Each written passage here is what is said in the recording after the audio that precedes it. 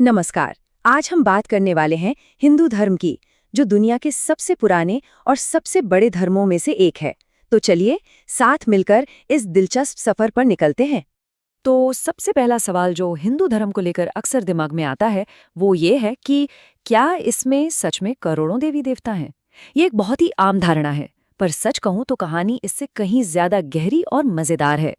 देखिए, हिंदू धर्म की सबसे खास बात ही यही है कि आप इसे किसी एक डिब्बे में बंद नहीं कर सकते। ये तो मान्यताओं का एक पूरा स्पेक्ट्रम है। जैसे कुछ लोग मानते हैं कि कई देवी देवता हैं, फिर कुछ ऐसे हैं जो एक मुख्य भगवान को पूजते हैं पर दूसरे देवताओं को भी मानते हैं। कुछ लोग कहते हैं कि सारे देवी देवता असल में एक ही परम शक्ति के अलग अलग रूप हैं, और तो और कुछ ऐसे भी हैं जो मानते हैं कि भगवान और ये पूरा ब्रह्मांड ये सब एक ही है। कमाल की बात तो ये है कि इसमें नास्तिकता के लिए भी जगह है। असल में ज्यादातर हिंदू अपनी परंपरा को धर्म कहना पसंद करते हैं। अब ये जो शब्द है धर्म, ये सिर्फ रिलीजन का हिंदी ट्रांसलेशन नहीं है। नहीं, इसका मतलब कहीं ज्यादा गहरा है। धर्म मतलब वो कॉस्मिक ऑर्डर, वो दिव्य नियम जिस पर ये पूरा ब्रह्मांड टिका हुआ है। और ये बात समझना आगे की पूरी चर्चा के लिए आप समझिए बुनियाद है। तो ठीक है, इस बुनियाद के साथ चलिए अब बात करते हैं हिंदू धर्म के प्रमुख देवी देवताओं की, क्योंकि अगर इन्हें समझ लिया तो समझिए कि हिंदू धर्म की अलग अलग शाखाओं को समझने का दरवाजा खुल जाएगा। तो आज के हिंदू धर्म में जो सबसे मुख्य देवता माने जाते हैं वो हैं त्रिदेव, मतलब तीन प्रमुख देव, ब्रह्मा, विष्णु और शिव। ब्रह्मा है द क्रिएटर, यानी सृष्टि के रचयिता। विष्णु है द प्रिजर्वर, जो दुनिया को चलाते हैं, उसका पालन करते हैं।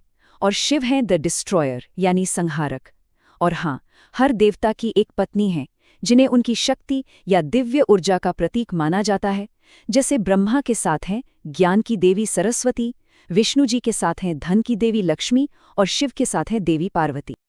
तो चलिए सबसे पहले बात करते हैं विष्णु जी की, जो इस ब्रह्मांड के पालक हैं।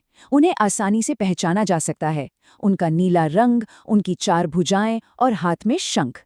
माना जाता है कि जब जब धरती पर बुराई बढ़ती है, विष्णु उसे खत्म करने के लिए अवतार लेते हैं। और उनके सबसे जाने माने अवतार कौन हैं? बिल्कुल, कृष्ण और राम, जिनकी कहानियां हम सबने सुनी है और जो आज भी हमें प्रेरणा देती हैं। अब आते हैं शिव पर, और उनका रूप विष्णु जी से एकदम अलग है। वो एक योगी, एक तपस्वी हैं, जटाधारी बाल, शरीर पर बाघ की खाल और हाथ में हमेशा एक त्रिशूल। शिव विनाश के देवता हैं, लेकिन ये विनाश नए निर्माण के लिए होता है। और एक बहुत ही अनोखी बात है, उनकी पूजा अक्सर एक लिंगम के रूप में होती है, जो एक निराकार प्रतीक है। ये इस बात को दिखाता है कि शिव किसी भी रूप या आकार से परे हैं, वो ही अंतिम सत्य हैं। और हाँ, गणेश जी को तो कोई भूल ही नहीं सकता। हाथी का सिर देखते ही सब पहचान जाते हैं। शिव और पार्वती के पुत्र गणेश जी को विघ्नहर्ता कहा जाता है, मतलब सारी बाधाओं को दूर करने वाले। तभी तो देखिए, कोई भी नया काम शुरू करने से पहले सबसे पहले गणेश जी की ही पूजा होती है। तो ये तो हुई देवी देवताओं की बात। अब जरा उन पवित्र ग्रंथों को देखते हैं जहां से ये सारी जानकारी हमें मिलती है। देखिए, हिंदू धर्म में किसी एक होली बुक जैसा कॉन्सेप्ट नहीं है। यहाँ तो ग्रंथों का एक पूरा का पूरा सागर है। मोटे तौर पर इन सारे ग्रंथों को दो हिस्सों में बांटा जा सकता है। पहली है श्रुति, जिसका मतलब है वो जो सुना गया।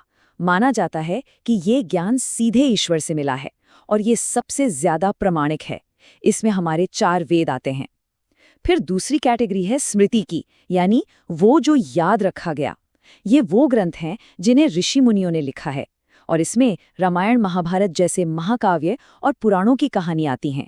अब अगर हम सबसे पवित्र ग्रंथों यानी वेदों की बात करें, तो उनकी भी अपनी 4 लेयर्स हैं, 4 परतें। सबसे पुरानी परत में देवताओं की स्तुति में गाए गए भजन हैं।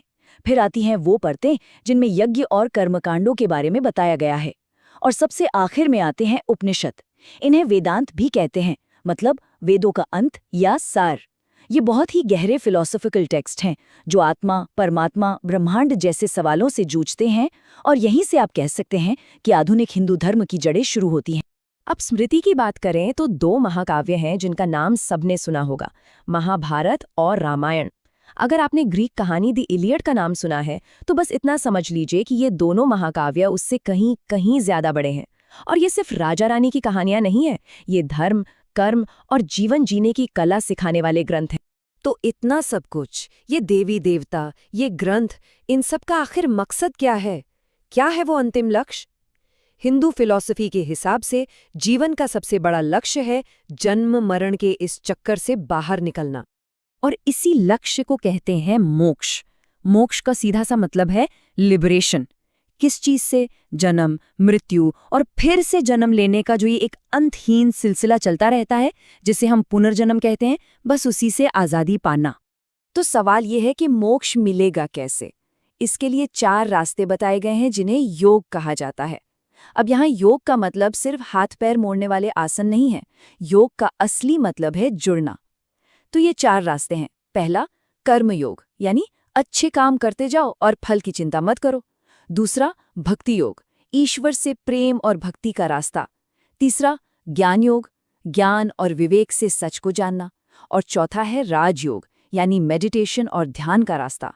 और अच्छी बात यह है कि हर कोई अपने स्वभाव के हिसाब से अपना रास्ता चुन सकता है। और इन्हीं 4 रास्तों में से जो एक है भक्ति योग, वही हमें आज के हिंदू धर्म के अलग अलग संप्रदायों तक ले जाता है।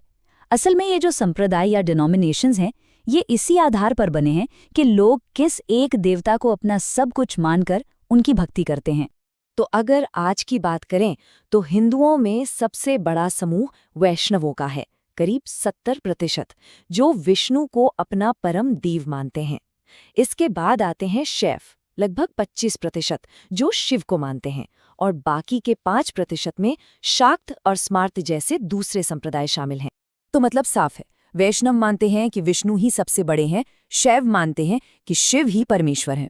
एक और बहुत महत्वपूर्ण संप्रदाय है शाक्त, जो देवी को यानी दिव्य स्त्री शक्ति को ही सब कुछ मानते हैं। और एक स्मार्त संप्रदाय भी है जिनका नजरिया थोड़ा और समावेशी है।